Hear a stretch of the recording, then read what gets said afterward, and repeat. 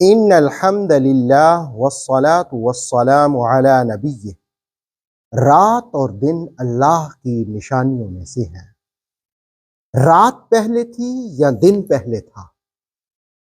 اس بات کو ہم سورہ یاسین کی آیت نمبر 37 کے ضمن میں جانتے ہیں۔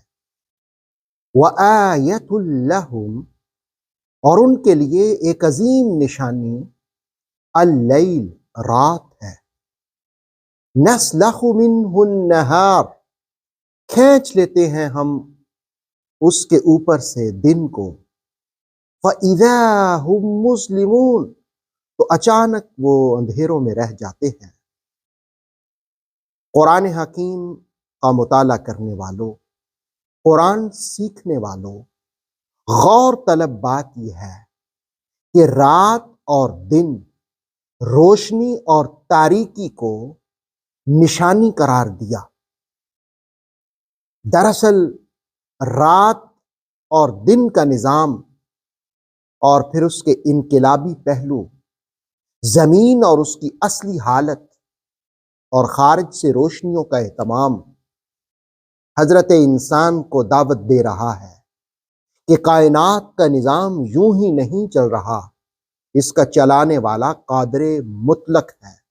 تم دیکھ لو، برق رفتار حرکتیں بھی تمہیں پیغام دیتی ہیں کہ روشنیوں کا تعاقب اندھیرے کر رہے ہیں اور دنوں کا پیچھا راتیں کر رہی ہیں۔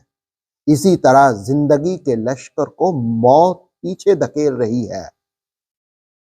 اگر ذرا غور کرو، اگر رات کو دن اور دن کو رات بنایا جا سکتا ہے تو پھر موت کے بعد بے جان وجودوں کو، بے جان پیکروں کو دوبارہ زندگی بھی بخشی جا سکتی ہے۔ وَآیَةٌ لَّهُمُ اللَّیْلُ، اور ایک عظیم نشانی ہے ان کے لیے رات۔ تفسیر تبصرہ میں خوبصورت جملے رقم کیے گئے کہ رات اور دن کو نور دعوت کے لیے بطور کنایہ استعمال کیا ہے۔ انبیاء علیہ السلام کی بعثت، نزول وحی، تعلیم کتاب، وہ روشنی کے لباس ہیں جو اللہ رب العالمین کسی قوم پر مہربان ہو تو انعام کے طور پر اس کو عطا فرماتا ہے۔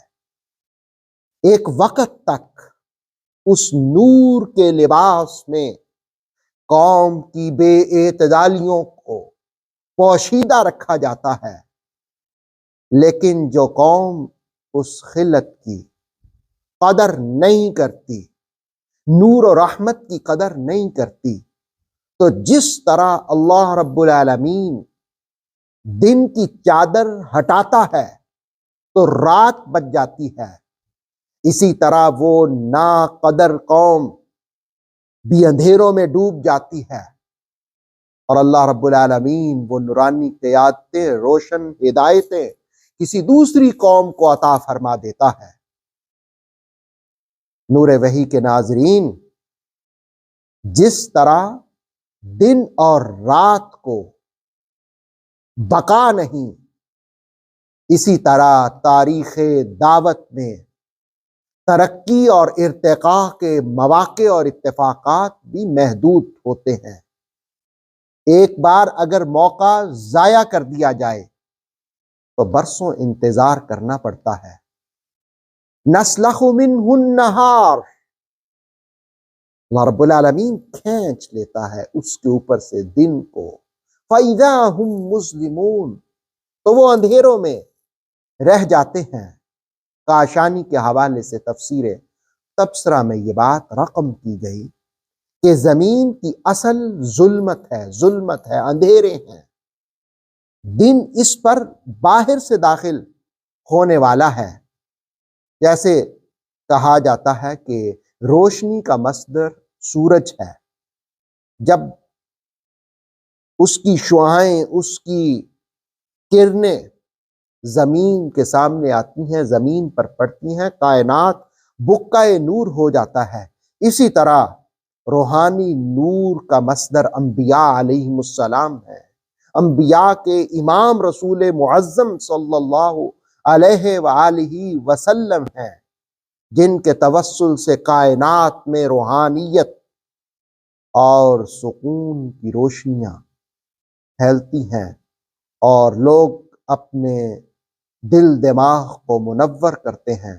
اللہ رب العالمین رسول کریم علیہ السلام کی خصوصی توجہ ہمیں نصیب فرمائے اور ہمارے ظاہر اور باطن کو بھی روشن فرمائے۔